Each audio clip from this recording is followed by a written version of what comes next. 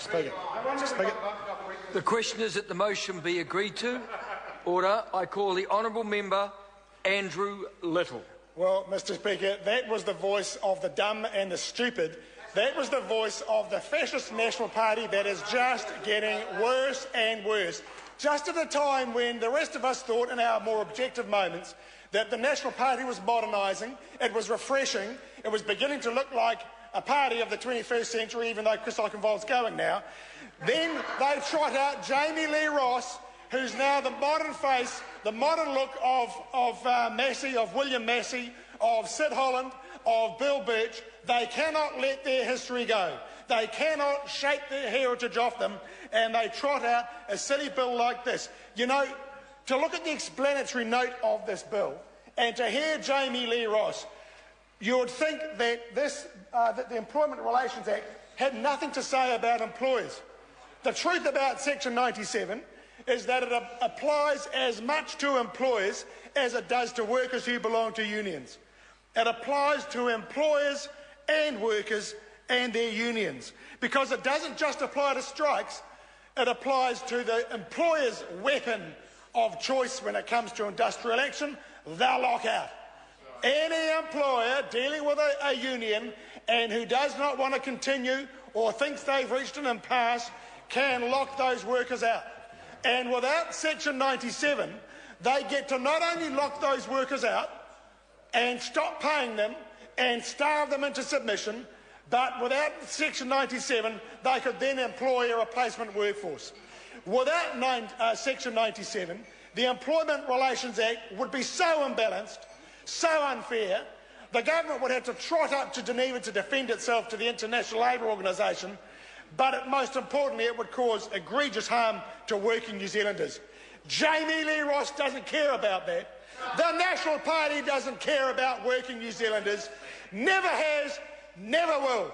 They look back 100 years ago and they lament the good old days of William Massey and Massey's Cossacks and the horses trotting down Featherston Street, the old farmers and the naval reserves, batons in their hand, ready to beat the workers into a pulp. That's the National Party that Jamie Lee Ross now represents. That's the National Party of the future, and Simon Bridges isn't far behind. That's what they want. They've never cared about workers. Most importantly, they don't care about workers' rights. And here's the thing about this. The right to belong to a union is an inherent and fundamental right.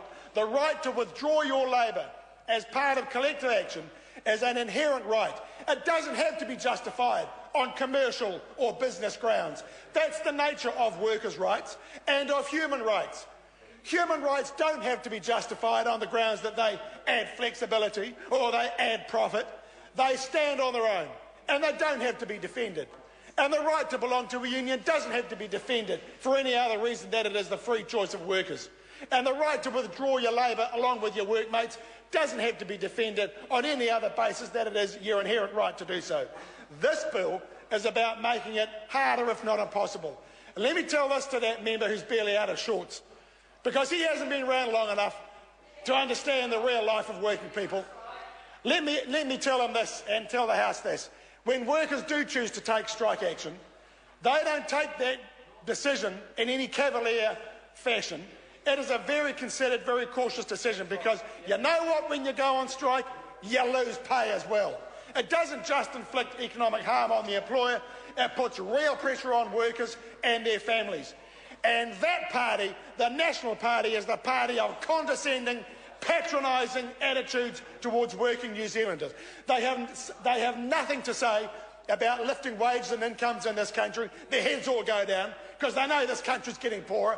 They know that working New Zealanders getting poorer by the day because they've got nothing to do for them. They've got nothing to add. Tim McIntyre's the worst. Nothing to say to Hamilton workers about how to lift their wages, about how to make life better. Nothing to say to Hamilton workers about how to make working life pleasant, more productive and better for both workers and the employer. Nothing at all to say. They are about owning workers. They are about possessing workers. They are about traducing their rights because they have no respect. And this bill is just another mark to reflect this trashy, dodgy, nasty, ugly national government, and the sooner they're gone, the better. I call the honourable member David Bennett. Thank you, Mr Speaker. And I just want to apologise for members of the public that were listening to that last speech. Andrew Little is